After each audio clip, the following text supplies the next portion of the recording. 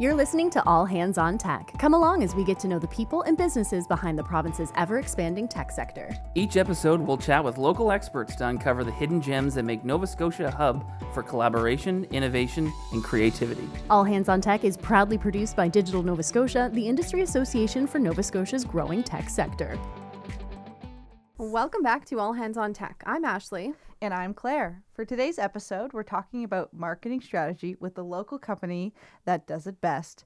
Verb Interactive is a Halifax-based digital marketing and technology agency that's been around since 2004. Their team of more than 250 team members from across Canada and the US specialize in travel and hospitality, working with global hotels, resorts, luxury cruise lines, and more. From beautiful immersive platforms and omnichannel marketing to supporting businesses' goals and driving measurable results, Verb is a proven leader in this space, and we are so excited to have Marketing Technology Strategist Katie Langton on the podcast today to talk more about the company and their success over the years. Welcome to All Hands on Tech. Hello, happy to be here. We're so happy to have you here. I feel like Verb is so a very active Digital Nova Scotia member, so we're so excited to finally have you on the podcast. Absolutely. I know. And Verb is one of those agencies that like everyone kind of knows about and wants to know more about. Yeah. So I really feel like people are going to be into this episode. Awesome. So we're excited to talk about it. But before we get down to business, because we will be getting down to business, we want to learn a little bit more about you. Okay. You know, we want to get a little personal. You know. So we have some quick hitters. Oh, okay. That you did not see in advance. So these are authentic, a speed round, yeah. So we're going to start off with this question, and I feel like I might know the answer. Are you more of a minimalist or a maximalist? Oh, wow. You saying you know the answer makes me a little bit hesitant of my answer. I don't know. I feel like I'm kind of a little bit in the middle. I've been trying in my later years in life to minimalize my, belongings and what I own and what I do, but also, in my fashion life, I like to be maximal and a maximalist. And or in my social world, I like to be a maximalist. So maybe a little bit in between. I like that. A good balance. Yeah. Definitely. Okay, this one is a little bit more in the technology space, but what's the best piece of advice that you would give someone who wants to crack into the tech sector? Very good question. I would say demos are your best friend. Talking to salespeople are your best friend, and getting to know everything that's out there. The tech world is so vast, and, learning as much as you can and using those free resources that are out there is super huge. I work in an agency that, like Claire said, has over 250 people. I have multiple resources to learn from there, but there's also so many free resources online that you can do outside of schooling, outside of all that can really just give you an upper hand in that world, which is great. Mm-hmm. Yeah. And we're big advocates for that at Digital Nova Scotia. Heck yeah. Of using your resources. So thank you for saying that. Okay. What's your favorite Nova Scotian beach?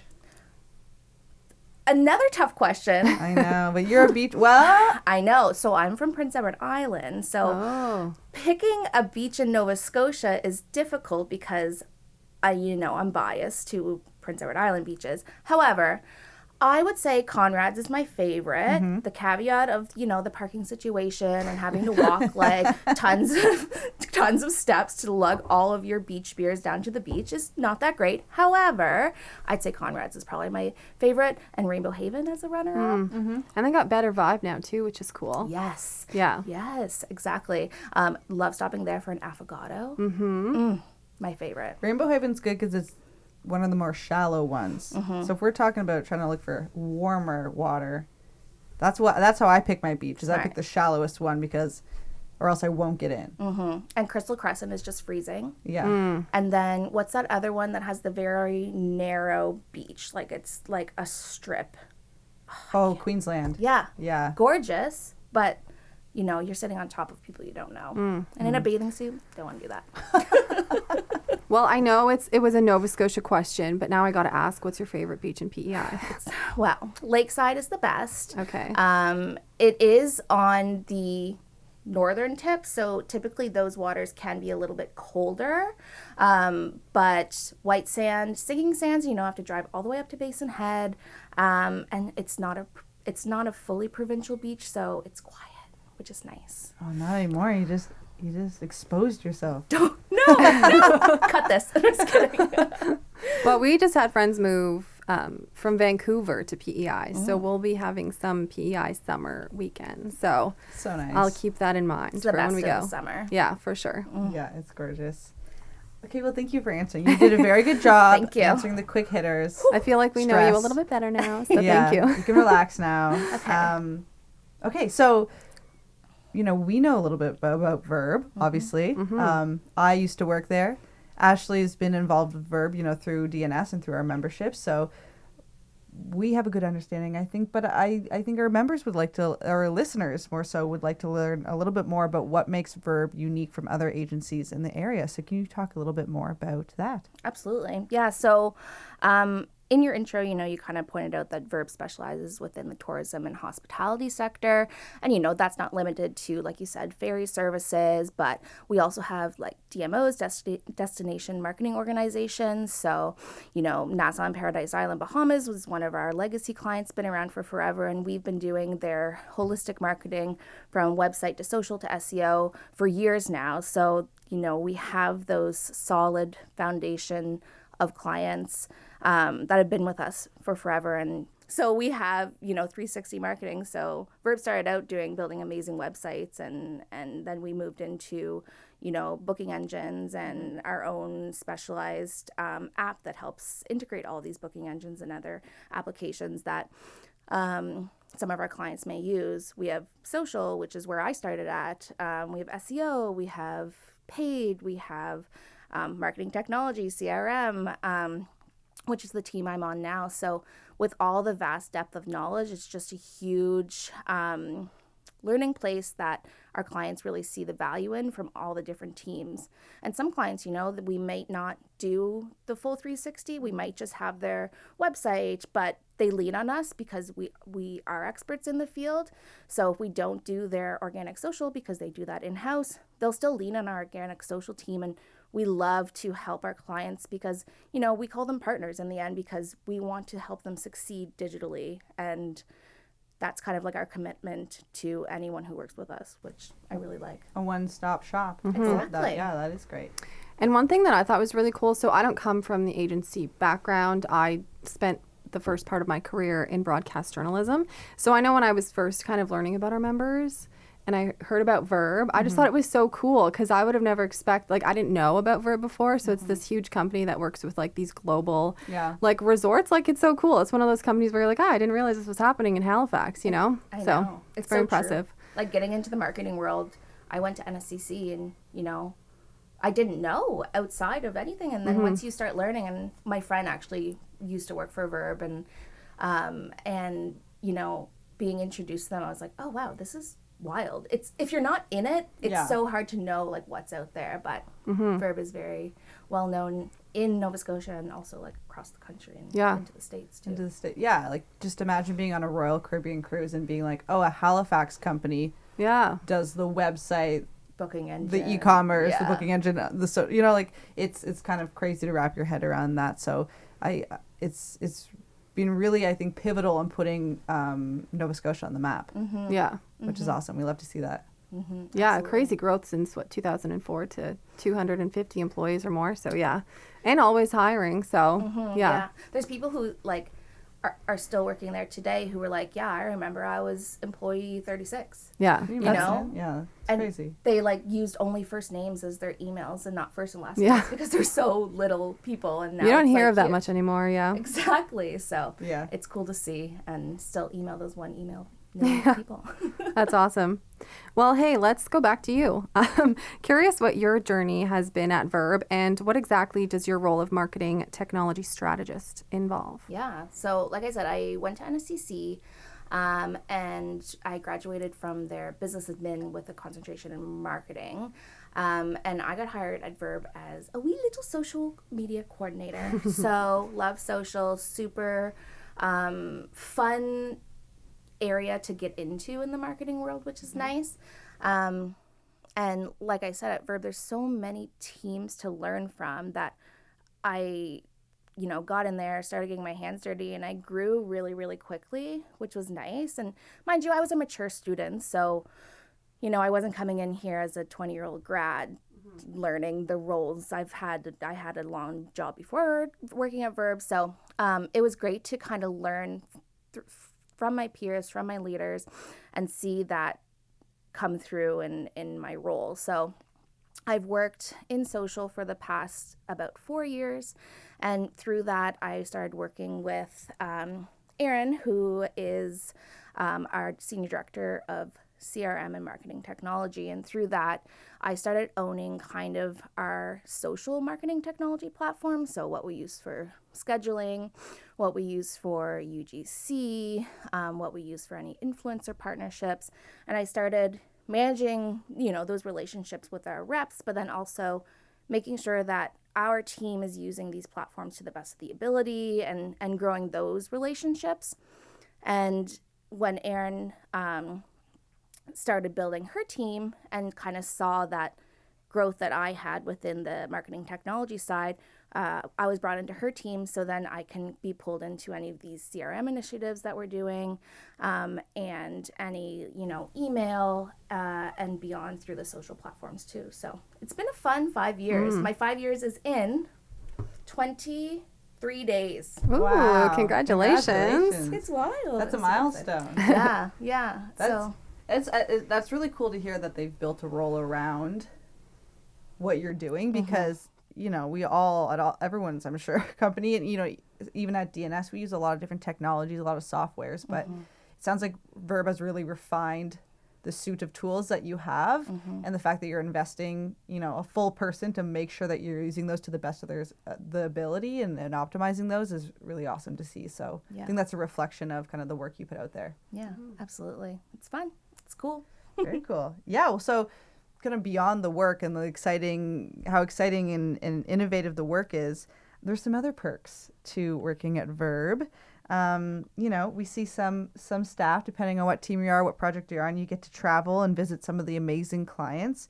So can you tell us a little bit more about the perks of working at Verb and some of the great stuff that you've got to experience yourself? Yeah, totally. So at Verb, again, depending on what client you're on or who you're working with, or kind of like what's in the roadmap for the year, building those partner relationships with our clients is super huge. And a lot of our clients have all agencies on an annual basis, and we get the privilege to sometimes be invited down to our clients. I've been to a client in Georgia. I have gone to the Bahamas, which was amazing. It was in the summer. It was really hot, but it was great. And we, first of all, get to see the destination that we're marketing from a social perspective to a paid perspective to a website to a UX to like anything. Seeing what you're marketing is huge. But then also what I like is building that client relationship. And, pre-COVID, we would call our clients on the phone and have conference calls, which is kind of wild. We always had Google Meet. We always had Zoom, but we would always call them on the phone. And then COVID hit, we started our Zoom calls, which helped foster that one-on-one connection a little bit more because you can see reactions and all that. But in person is just so different. And you get to see mannerisms and you get to see, how they might react to something and just create that tighter relationship, which is really nice. So I love that aspect of travel. But what's also cool at Verb is we do get a travel credit every year to use at any of our partners. Our hotels, our hotel are like ferry partners where, if I was in Toronto and I wanted to go stay at One Hotels Toronto, I could book a night and then claim part of that as a refundable expense, which is super cool. And they're all like luxury brands, so yeah. No complaints there. No complaints. Or, if you do have a client trip, you can, I've extended or started my trip early and went an extra night and kind of, sussed it out on my own, because being toured around by a client versus kind of like looking at some like a property yourself gives you such a different perspective too. So that's been really cool. To see as well. And we're a travel focused company, so having that travel included and or doing it on your own is really nice to do as well. Yeah. Yeah. Should try and get a perk like that at DNS. Yeah. Yeah, how can we somehow work cruises into Yeah, our structure there? Our bonus structure, yeah. I love that. Well, hey, let's talk technology a little bit. Yeah. On this podcast, we have been talking about AI a lot. I think it goes without saying why. It's intertwined in, all streams of businesses. So we're just curious how and if you are using AI in your role. Mm-hmm. Yeah. I mean, yes. I feel like you can't go anywhere without having AI Yeah. somehow intertwined in. And, it's huge right now, but it's not like it hasn't been around for forever. Yeah. It's just everyone's kind of like jumping on it, right? And so when I talk about, evaluating platforms or making sure that our teams are making the most use out of the platforms that they're using, we're looking at things like, what sort of AI do you have implemented? How can that help the efficiency of our business or our teams? Or what's on your AI like product roadmap? And, what are you guys doing to kind of stay ahead of the trends? Like, for example, our social scheduling platform, they implemented an AI caption writing assist. So, I write a caption, I'm like, a day at the beach, what could be more beautiful? ? Or something like that. I write captions for 5 years, I'm kind of getting a little bit, bored of writing them. So you click your AI assist, it gives you 3 caption options based on those like 15 words that you wrote. And what's nice is you could pop that into ChatGPT, right? But if you haven't trained your ChatGPT to write in the voice or write even with a social media like point of view, it's harder. So within this, they've trained that to have that social media. They add in captions. They even add in hashtags, so that's really great. And then, our team can take a snippet, mold it to the voice and tone of what they want to post. And then it just helps elevate that voice a little bit more. There's no way we're replacing that writing of that, which is nice, but it just helps with that efficiency and kind of like just elevating it that much more, which is really great to see, and I'm loving using it. And I've been finding that some of our partners are a little bit more hesitant sometimes in using AI, and showing them like features like this is really nice, where our platforms or our technology is implementing it in a way that's easy to use, which is really cool. It's going to save people so much time. Yeah. Well, sorry, you go ahead. No, I was just going to say absolutely. Well, no, I was just going to say like the customization, it makes such a huge difference, because honestly, I feel like if you're just using like the free version or whatever, like it's almost more of a time suck, because what it puts out is like not really something you can use, or it's not in your voice, or so you have to end up changing it a lot anyway. So yeah, like plugging something into ChatGPT and it's like, to whom it may concern. I'm just like, no, I would never talk like this. And then you like put all your prompts. I learned something on TikTok. You put no prose, and then that takes out a lot of that like fluffer words. Or like no emojis, please. Like everything has emojis. Everything. It's like, how can you tell it's written by AI? Emojis. That's I've seen that on TikTok too, clearly. Well, there's people who specialize in like prompts.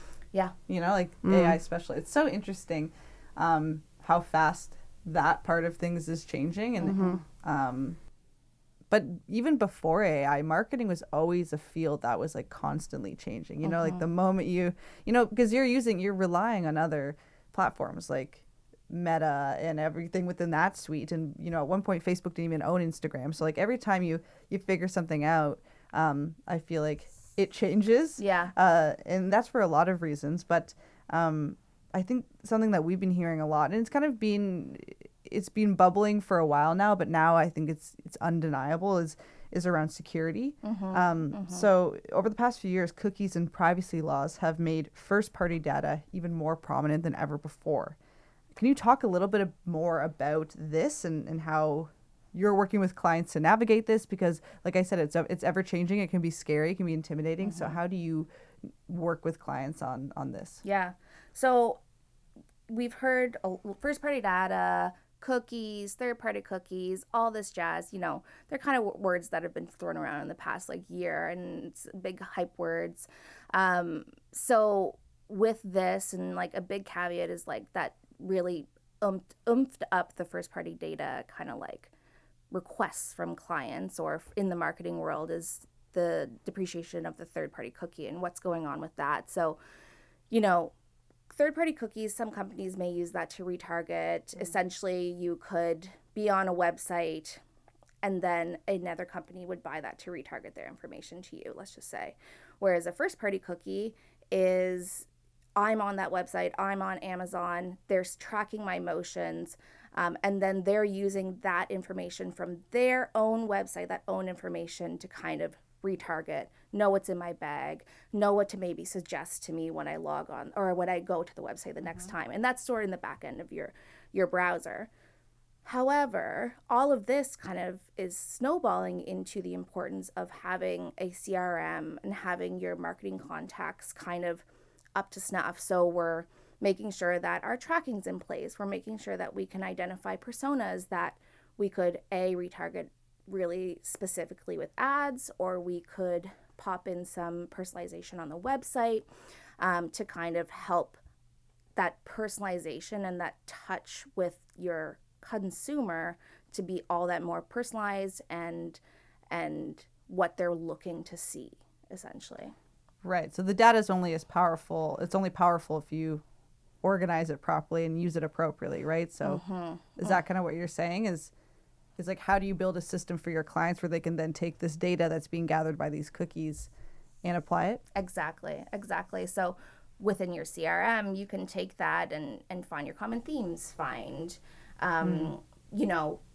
things that you could then retarget and build out these journeys, essentially. Right. So, I know Claire went to this hotel last year. She's looking again.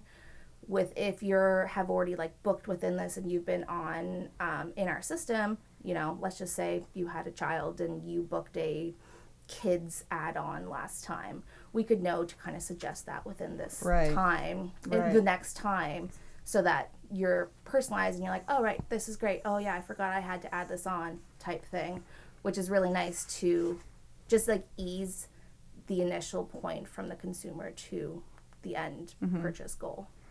Is this something that a lot of your clients are engaged with, they're already on it, or is this something that, I don't know, you need to push them in that direction? Yes, and that's kind of where we've been moving is a lot of our clients, they have, let's just say Salesforce, which is a huge CRM platform. We have a marketing automation platform within there. So they have been collecting data, most of them, but not necessarily using it to their full abilities. So that's where Anna and I come in, and we're thinking of what strategy we can put behind this to bring that full circle and have that customer journey really personalized in the end game, which is nice. That seems like a far stretch, maybe not, but from your days as social media coordinator. So how do you love this? Is this a new challenge for you? Yeah. Yeah, it's much different. I mean, I eased into it, like I said, with the social platforms, and a large part too is within email marketing as well. So that's great kind of starting point when it comes to that, which is really good. But it is a lot of learning, and kind of how I kicked it off in the beginning, all of those free tools online, there's so many, Salesforce has Trailforce, and, you can always be learning. So a lot of what I've been doing within this new role is taking the time to learn and then applying it to our clients and doing research. A lot of the times I find in marketing roles, let's just say you should put 10% of your day into reading the headlines, knowing what's came out. Every Monday I look at our platform updates of any of the platforms that I own specifically to see what the release notes have been. So like you said, it's forever changing. Staying on top of that is huge. So anyway, I just kind of went on a tangent on No, I love it. learning. Or even staying ahead of it, because I would say a lot of depending on who it is, but Google and Meta, they'll give you a year and a half, 2 years up, heads up often if they're going to make a huge change, So staying up to date on, not everyone is so gracious, but staying up to date on what's coming next, so you're not scrambling, your clients aren't scrambling. Well, I mean, the forever tale at Verb right now is the GA4 release and Yes. how, you know, Google UA was going to be gone, and Yes. it's still available. So Yeah. same with this cookies. It's like, okay, 1% of Google members have no third-party cookies. It started in 2024. It's like, okay, how slow of a roll is this? I know. But being ahead, so they're helping us in a sense, but then everyone's kind of scrambling when it's actually happening because, you know, they kind of like drop the ball and then it's like, okay, figure it out. Yeah. And that's where we come into play, I guess. Welcome to the tech world. I do find this topic really interesting because you're talking about like customizing marketing and advertising to certain people and based on their behaviors online. And some people get really spooked by that. You know, like, how did they know? And or like, Just this whole idea of being tracked, I guess. This whole idea of being tracked. You know, I think there's a lot of sides to that. But at the end of the day, like, I'm just comparing it. Like, I was way too deep into TikTok that I had to like delete the app because I just couldn't help myself. So, but now, of course, I dabble in Reels, which is just the worst version, way worse version. I know, such a boomer move. But I like, it's not as good, and the main reason it's not as good is one, things are on their way after, but it's not personalized to me in the way that TikTok was. So as much as like people get, you know, sometimes weirded out by how personal ads are, I think we're also so used to that if that were to go away, I think people would be quite upset because they'd be getting ads for random stuff, you know? So you'd still, you know, you can still decide if you're going to buy or going to engage with that ad, but at least it's something that is presumably of interest to you. So, but I noticed a big difference with Reels. I was like, this stinks. Yeah. I don't care about any of this stuff.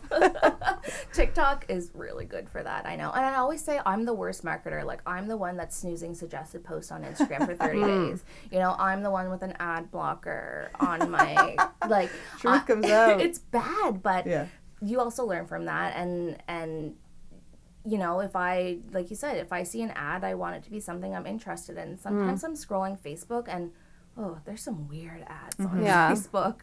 Well, and I think I think there's a fine line between, I don't know, like creeping people out and like doing a good job, you know, like, I don't know. Sometimes it and when it really bothers me is like if I'm shopping for something I don't need, you know, like some like ultra mini Uggs or something. It's shaming you. It continues to shame you. Yeah. And then it's like for the next 2 months, I'm seeing the ad. It's like, I chose not to buy this. So please stop bugging me about these damn shoes. Or you just, sometimes I bought glasses and it was like, I actually bought them and then it kept it kept giving me an ad for those exact glasses. I was like, I hit purchase. Like, you can stop now. Yeah. And so if they were targeting through their CRM and through the information that they had, right, they would be like, do not send this ad to someone who has purchased. Like, you set up that whole journey. Even within, like, email, like, it's so cool that you can, you know, say if you have a monthly email newsletter that's going out, but then you have like a journey that's triggering a lapsed guest, so someone who hasn't made an appointment within 30 days, and those are set to go out on the same day. You can adjust that so that they're not going to get 2 emails from you because you don't want to influx their inbox, and then automate that journey to be like, okay, if they are receiving this lapsed patient email, let's not email them our monthly newsletter. And so it's nice to kind of have that, and that's, you know, how you can make sure you're tailored and keeping your customers happy and not overwhelmed with everything. Like a holistic view of their journey. Yeah. So obviously you have clients like all over the world. You know, I think majority of Verb's clients are in the US, correct me if I'm wrong, but you do have clients globally all the way as far as Australia. Yep. So there's different privacy laws all around the world. Like, I know Europe in particular is much stricter in their privacy laws. So how does that kind of impact? Like, do you have to be pretty well versed in the privacy laws? Because basically whatever data you're able to collect is going to determine what you're able to use, you know? So that's going to impact your strategy, your marketing strategy. So how does that part kind of work for you? Yeah. Within, you know, the CRM, we're having the GDPR, which is the UE Privacy Act, and then there was also the California Privacy Act that was released too. And, you know, that's kind of what the tailspin in the whole cookie thing, the whole first party data thing, because people want to be the one to give you permission. They don't want you to have that information without them giving you the permission. So yeah, it's very interesting in terms of retargeting and within the ad space. Within your CRM, if they're giving you that information and they are saying allowing cookies, the new cookies, not the third-party cookies, you know, they are giving you that permission to kind of have that information. Right. But yeah, it's very interesting across all, even from the States to Canada. Within the States, they can track your anonymous IP address and retarget you through that. But in Canada, that's also not allowed. Like, there's so many little things. So when looking at like marketing tech platforms or like marketing automation platforms, you know, if we're looking at it for one of our Canadian clients and they're like, oh, you can do this. And we're like, okay, but we're in Canada. Right. So a lot of the times we do lean on those like tech platforms to kind of help us along that journey too, because they should be also know who they're selling their products to and how it will work for that. So there's a long list that Erin and I go through when we're talking to these platforms. So you must have long meetings. Oh my gosh. I'll tell you. Social, I was like, you know, meeting here or there, writing content, And now it's like seeing Erin on camera every half hour. Lovely face to see. Shout out Erin. Amazing. Well, I feel like we kind of covered off like some of the final questions that we had. Yeah. Unless there's any that you wanted to dig into, Ashley. I was just curious because you said at the beginning influencer marketing. And I was just like, because I feel like this is an area where you would use them a lot. But I don't know if you personally have experience with that or not. I know secondhand. So we do at Verb have like an influencer marketing team. And you know, when we say influencers, we say content creators, depends on like who you're working with, which is really cool. And you know, a lot of our clients would have like PR firms that kind of run those relationships. But at Verb, you know, we have a specialist who has done this. She's worked in PR. She has a team under her. And she, you know, builds out these amazing partnerships. So, for example, right now, in Cody, Yellowstone, which is one of our partners, they recently just hosted a photography workshop. It was their second wild winter photography workshop that they've ever hosted. They have 2 National Geographic photographers that come in and then host a 3-day photography workshop with people who sign up. So it's not only an influencer partnership with the photographers, but also a learning and like familiarization with the destination with these photographers who enroll and go on this. And then the exposure that comes from this is like, you know, these 2 photographers are posting, getting that reach, getting that estimated media value that comes through it. And then all of these, you know, these 8 people that attend are sharing with their audience, and they're not, you know, they might have like, you know, a couple thousand followers, but they're also getting reach through that. So it's really cool at a destination level, which is nice. And then, yeah, we have a tool that we use that, you know, tracks all the performance, tracks stories. Most influencer tools use an estimated media value, so basically how much money you would have made if this was ads. And then you can vet through there. So like you can see their engagement, you can see if they had a jump in followers, you can see what their true reach is, and kind of see what their demographics are and stuff like that. So it's so cool to see that there's tools out there that you can use to like better those relationships, which is nice. Yeah. I just think it's an area that so many people who don't like work in this area are probably very fascinated by. Like, how do I get in on this? Totally, yeah. How do I get paid to travel? Go to Yellowstone. But I think travel is such a perfect market for influencer, for influencer marketing. Absolutely. Sometimes you see these ads and you're like, that's a stretch. You know, like these influencers, you're like, they're trying to sell you the most random thing. But travel, destination, etc. Like, what a wonderful opportunity. Yeah, and one thing that I'm seeing a lot within like the UGC space. So before it used to be like, hey, let's ask rights for free of this person who's visiting X destination, and then you can share it on your social feed. But now there's also UGC content creators who, you know, might charge. So they could be like micro nano influencers. And then what's happening is I'm finding a lot of these platforms are kind of helping do that relationship that, let's say, our influencer team does. So they, have creators that they reach out to in X place, and they facilitate that relationship, and that's all through that platform. And this is kind of like the new extension on UGC platforms. So like our main UGC partner is CrowdRiff, and they're actually a Toronto-based company, which is pretty cool. Yeah. And they just, recently launched their creators program, they call it. But, keeping fresh within our marketing platform world, I do demos all the time. And as I was exploring some more UGC platforms, I've been seeing that across kind of like the whole field of it, which is kind of cool. And it's good for those people who don't have Verb, who, want to just pay for a platform and don't have the money to hire an agency to kind of be empowered to have that added on to their UGC. Very cool. I love it. Yeah, is cool. It comes at a price, but of course, everything does. Everything does. Yeah. Well, thank you. I like side tangent. Yeah. No, that is interesting. Those are all our questions. Yeah. Plus an extra. Yeah. So really, the floor is yours. Is there anything that's exciting that's coming up at Verb that you want to share, or Going on any last trips? tidbits? Yeah. Any trips coming up? No trips coming up for me. I know that, just because that Cody Yellowstone winter photography workshop was happening, I know they're doing a really cool women's hiking retreat with 2 hiker influencers, and I forget how many people can register, but they're, again, taking them all around, but as hiking, which is really cool. And it's more in the summer. The photography workshop is hosted more in the winter, obviously wild winter photography workshop. So that's really cool, and I'm sure we'll be posting about it on Verb's social channels, Verb Interactive. You can always take a look there where we share usually like our cool endeavors and kind of what we're doing for clients there, which is nice. Yeah, I feel like kind of we covered everything. I think I just want to reiterate, free resources are always your best friend.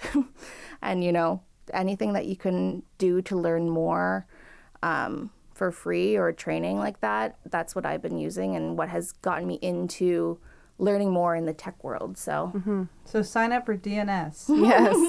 Webinars, workshops, programs, projects. podcasts. We got it all. Podcasts. The P's. Yep. Okay. Yeah. Well, thanks so much, Katie. Thank This was so you. lovely. Yeah, it was so fun chatting great with to you have too. you. Yes. Okay. Bye. Recorded by This Is Marketing on Blanding Branding since 2015.